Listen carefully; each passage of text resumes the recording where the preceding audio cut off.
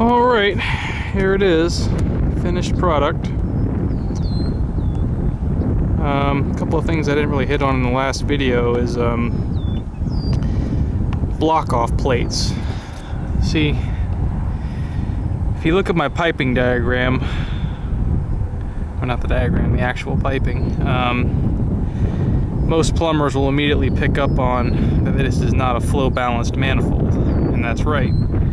But there are block-off plates that have been installed at the top of each array to restrict the flow out of the places where the water wants to take the path of least resistance.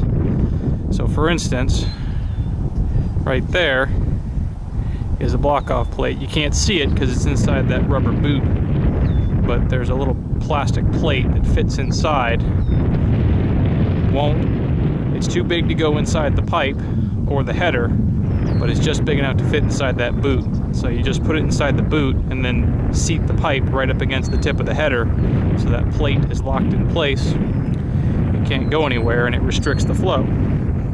So that makes the flow go up to the next array and the array over here. Now of course the next shortest place to go is here, so we have to add a second block-off plate right there. Come on, camera. Focus. I'm standing on top of my truck right now and the wind's blowing. Sorry for the shaky camera.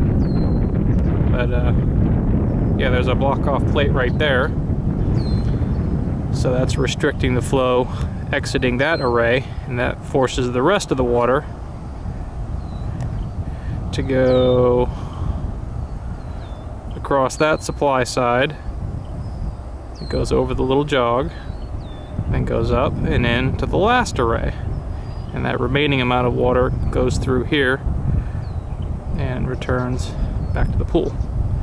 So very important when you're building multiple arrays like this, that you have block-off plates or ball valves or some means of restricting the flow and balancing the flow out. The best way to do it is with a thermal camera. Back up like where I'm at. See, I'm way down the street standing on my truck, and you can look at them with a thermal camera, and that way you can see which ones are heating up, which means a lack of flow, and which ones are cold, which means plenty of flow.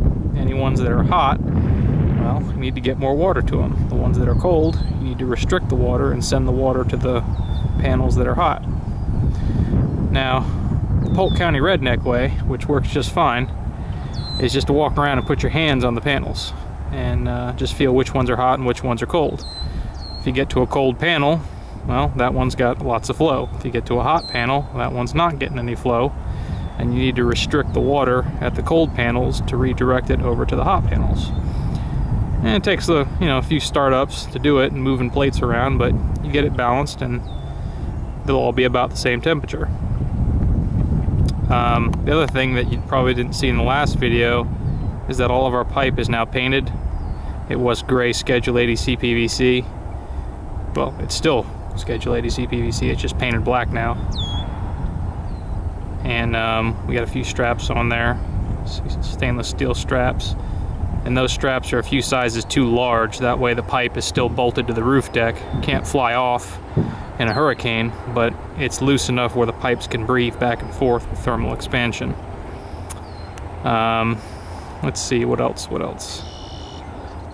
Oh, we got our little skid plates there. Anywhere we got a fitting that's trying to rub through the roof deck, we put a block-off plate. Let's see, it's hard to see when we're this far away.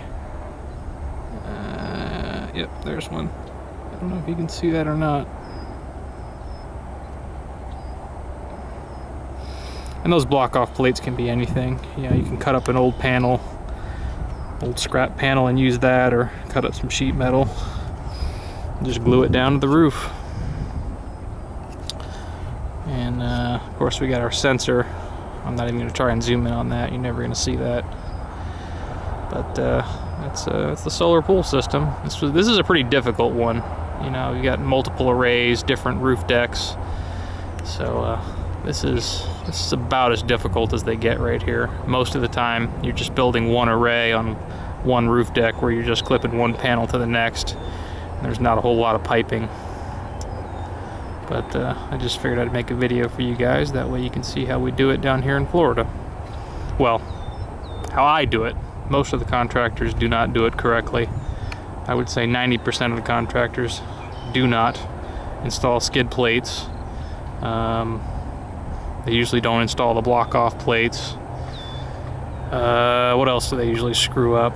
Oh, they usually, one I see a lot of is they run the pipe over the ridge. Like, let's say, you know, the pool pump is here, and let's say we wanted to put the panels over on the back side of the roof, which you can't see, that face right there.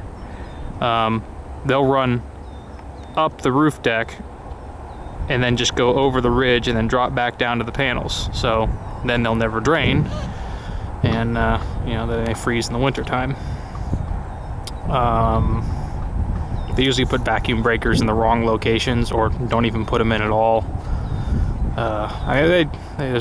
There's all kinds of ways they screw it up. I would say 9 out of 10 solar systems I see are done wrong. But well, that's the industry.